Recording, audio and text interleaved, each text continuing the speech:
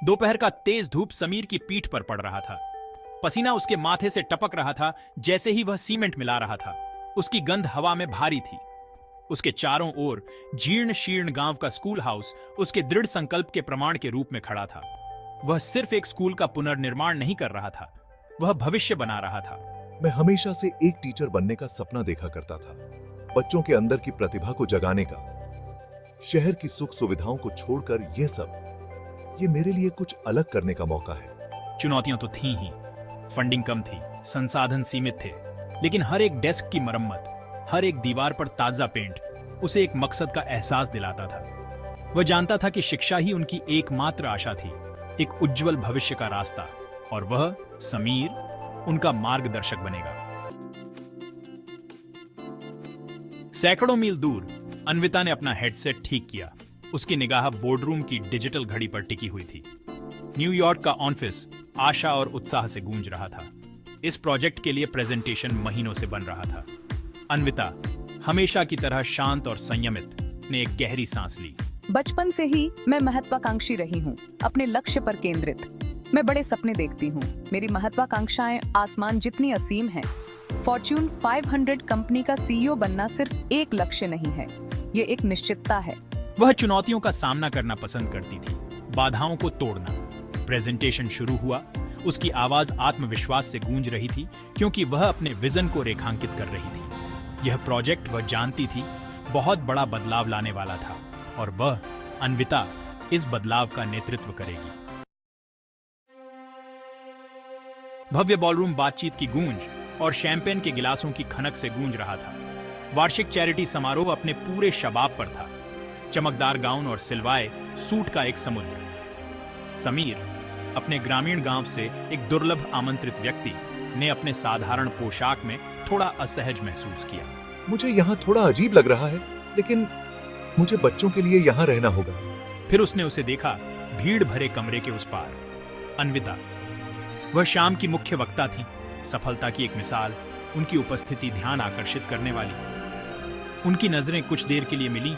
उनके बीच पहचान की एक झलक दिखाई दी।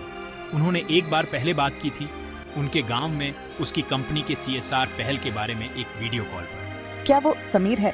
मैं उन्हें उस कॉल से याद करती हूँ। उत्सुक, समीर भीड़ के माध्यम से आगे बढ़ा, उसके आत्मविश्वास और उद्देश्य की आभा से आकर्षित। समीर, यहाँ आपको देखकर बहुत अच्छा लगा। अपनी अलग अलग दुनियाओं के बावजूद उन्हें एक समान आधार मिला, कुछ अलग करने का साझा जुनून। मैं इस स्कूल में काम कर रहा हूँ, आप जानती ही हैं। बच्चे, उनमें बहुत क्षमता है। मैं उनके लिए एक बेहतर भविष्य का सपना देखता हूँ। ये बहुत ही बढ़िया है समीर। मेरी भी अपनी आकांक्षाएं हैं। मैं नेतृत्व करना चाहती हूँ, प्रेरित करना चाहती हूँ, कॉर्पोरेट जगत में एक वास्तविक प्रभाव डालना चाहती हूँ। घंटे पिघलते गए। जैसे ही वे बात करते रहे, उनकी बातचीत बेरोक-टोक चलती रही। आपकी महत्वाकांक्षा सचमुच प्रेरणादायक है, अन्विता। और आपके छात्रों के प्रति आपका समर्पण वाकई काबिले तारीफ है समीर। जैसे ही रात ढलने लगी, उन्होंने नंबरों का आदान प्रदान किया। संपर्क में रहने का वादा हवा में तैर रहा था।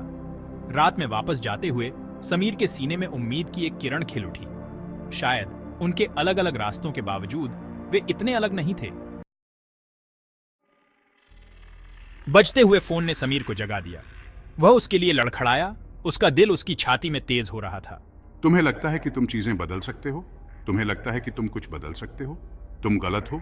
S1 media close up of phone screen with threatening message, man saying hello into phone with worried expression hello.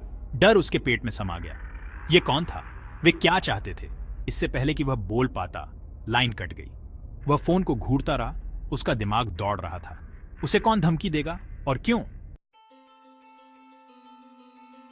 वह कॉल समीर के ऊपर एक काले बादल की तरह लटकी हुई थी। वह बेचैनी की भावना को दूर नहीं कर सका। उसके कानों में गूंज रहे द्रुत शीतन शब्द। क्या यह एक खोखली धमकी थी, एक क्रूर मजाक, या इसमें कुछ और था? उसने स्कूल में अपने काम, उनकी प्रगति के बारे में सोचा। क्या उसने कोई दुश्मन बना लिया था? कोई ऐसा व्यक्ति जो उसके प्रयासों, गांव के प्रति उसके समर्पण से नाराज था? क्या मुझे अपने सपनों को छोड़ देना चाहिए? कहीं और सुरक्षा तलाशनी चाहिए? नहीं, मैं हार नहीं मान सकता। मैं डर को खुद को पंगु नहीं बनाने दूंगा, खुद को चुप नहीं कराऊंगा। मैं बहुत आगे आ चुका हूं, बहुत त्याग कर चुका हूं, बहुत दीपक। उसने अन्विता के बारे में सोचा। उसके लक्ष्यों में उसकी अटूट आस्था, उसकी ताकत, उसका लचीलापन अब पहले से कहीं ज्यादा उसके साथ प्रतिध्वनित हो रहा था। मैं डर को अपने कार्यों को निर्देशित नहीं करने दूंगा, मैं चुप नहीं रहूंगा। उसने अपना फोन निकाला। उसकी उंगलियां उसके नाम पर मंडरा रही थीं। क्या मुझे उसे धमकी के बारे में बताना चाहिए? उसे अपनी समस्याओं का बोझ देना चाहिए? नहीं, अभी नहीं। मुझे पहले स्थिति को समझना होगा, न केवल अपनी रक्षा करने के लिए, बल्कि उस सपने की रक्षा करने के लिए जो मैं बना रहा हूं, उस भविष्य के लिए जो मैं लड़ रहा हूं। एक गहरी सांस लेते हुए उसने एक अलग नंबर डायल किया, स्थानीय अधिकारियों को। वह इस खतरे का सामना डटकर करेगा, सच्चाई का पता लगाएगा। यह उसका खुद पर, अपने छात्रों पर, उस भविष्य के लिए ऋणी था जिसे वह बनाने के लिए दृढ़ था। उसने खुद से और गांव से एक वादा किया था और वह पीछे नहीं हटेगा।